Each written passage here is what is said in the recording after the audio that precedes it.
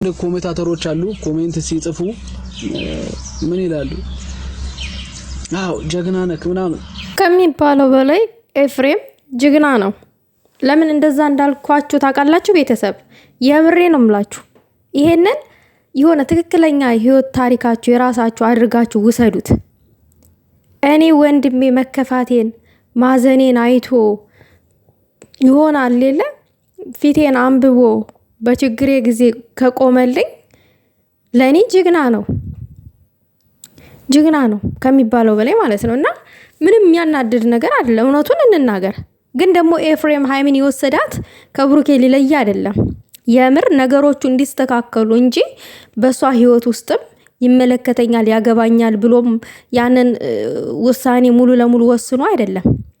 ጠንቅቆ ያውቃል። የተማረ ነው፣ አራዳ ነው፣ የመጨረሻ ማለት ነው። የተማረ ሰው ንግግር ነው ሲናገር በራሱ። ሰላም ውዶቼ፣ ሰላማችሁ ይብዛልኝ በያላችሁበት። እውነት ዛሬ ለወሳኝ ነገር ነው የመጣሁት። እኔ ቪዲዮ መስራት አልፈለኩኝም። ነገር ግን እያንዳንዳቸው ስህተታቸው መነገር አለበት። ሁሉም መስመር መያዝ አለበት። ህይወት ዕቃ ጨዋታ አይደለም። ልክ አንድን ሰው እንደ ጥፋተኛ ምናምን ነገር አድርገን ማየት የለብንም። እግዚአብሔርን ነው የምላችሁ። ኤፍሬም ከዛ ቤት ሃይሚን ያስወጣት በቃ ተብሩኬ እንድትለይ ምናምን ፈልጎ ምናምን አይደለም። ነገሮቹን በቃ ለማስተካከል ያክል ነው። ሁሉም ነገር መስመር እንዲስ ሃይሚ እንድትከበር ማንም ዘላን ሴት እየመጣ ሃይሚን እንዳይናገራት ሁሉም ነገር በስነ ስርዓት እንዲሆን ስለፈለገ ስለተናደደም፣ ምክንያቱም መስመር እየዘለሉ ነው በብሩኬ በኩል የሚመጡ ሴቶች ማለት ነው። ያንን ለማስተካከል እንጂ የዝን ያክል አንተ እንዴት ትለያያለህ ከፍቅረኛ ምናምን። በነገራችን ላይ ሃይሚና ብሩኬ ፍቅረኛሞች ነን ብለው ባፋቸው ተንፍሰው ታያቁም ነበር ይሄን ቃል። ዛሬ መለኛው ሃይሚና ብሩኬ ፍቅረኛሞች ናቸው። እንዴት ፍቅረኛ ትለያያለህ? እና አንተ ወደፊት የኛ ፋሚሊ ትሆናለህ።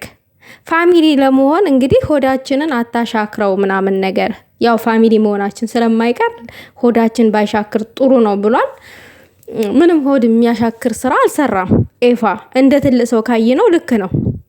ሃይሚ እንድትረጋጋ ብሩኬም ይሆናል ሌለ ችኩል ብሎ የሚወስናቸውን ውሳኔዎች እንዲያቆም መስመር እንዲዝ እንደ ትልቅ ሰው እንዲሆኑ ነው ሁለቱም እያደረገ ያለው።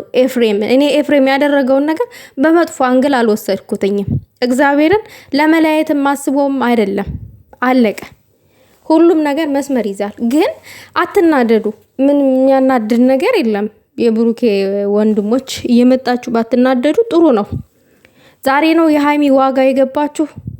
ዛሬ ነው የብሩኬና የሃይሚ አንድነት ዋጋው ምን ያክል እንደሆነ የተረዳችሁት። ወንድሜ ልክ ነው እያላችሁ ሳይድ ይዛችሁ ስትናገሩ ከርማችሁ ልክ ሃይሚን እንደ ብቸኛ ማንም ሃይባይ እንደሌላት አደረጋችሁ ነበር ስታዩት የከረማችሁት። እንዴት ትለያለክ?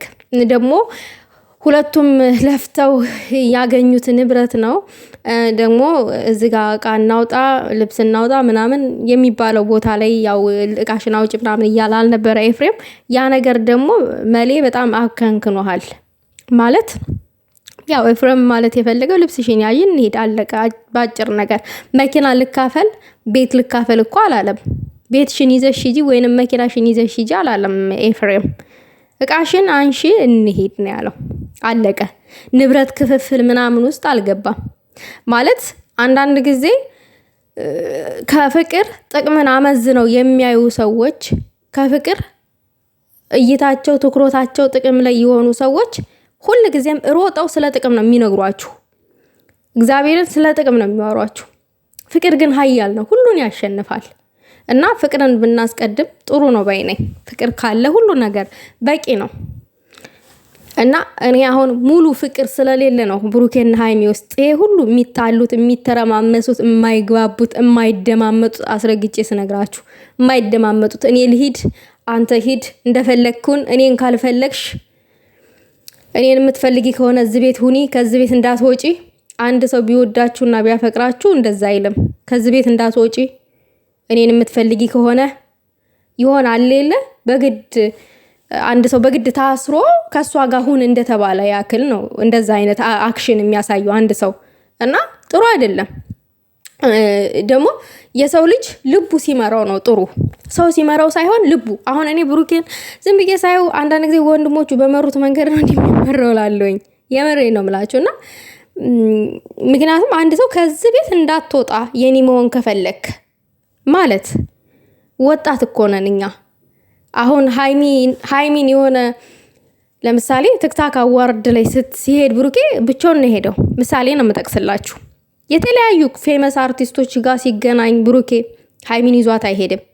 አይዶን ነው ስለሚያፍርባት ይሆን ወይንም ከሌላ እሷ ስማርት ስለሆነች የሆነ ስማርት የሆነ ሰው እዛ ተዋውቃ ስልክ እንዳትቀያየር ምናምን ስለሚቀና ይሆን አይዶን ነው እግዚአብሔርን የሚያውቀው። እና እሷም ልታይ አትወድም። ነገር ግን ደግሞ በስሩ አድርጎ እጇን ይዞ የሚሄድበት ቦታ ይዟት ቢሄድ ደስ ይለናል እኛ ማለት ነው። በቃ ደስ ይለናል። ይሄንን እንኳን ብሩኬ ማድረግ አይፈልግም። እንደ ህፃን ልጅ ከቤት አስቀምጧት፣ እንደ ልጅ ጠባቂ ከቤት አስቀምጧት ነው የሚሄደው። እና እንደነዛ አይነት ነገሮች ራሱ ቢቀረፉ እንደ ሐሳብ ጥሩ ነው ባይ ነኝ እንጂ የነሱን የሁለቱን መለያየት ፈልገ ነው አይደለም። እንዲለያዩም አንፈልግም። ኤፍሬምም እንዲለያዩ ፈልጎ አይደለም ይሄን ነገር ያደረገው። እውነት ብሩኬ የሚፈልግ ከሆነ የሚያፈቅር ከሆነ ከልቡ መስመር እንዲይዝ ንግግሩን እንዲያስተካከል በረድ እንዲል ከፈለግሽ ኑሪ ካልፈለግሽ የሚለውን ሐሳብ ተልቡ እንዲያወጣ ያደረገው ነገር ነው።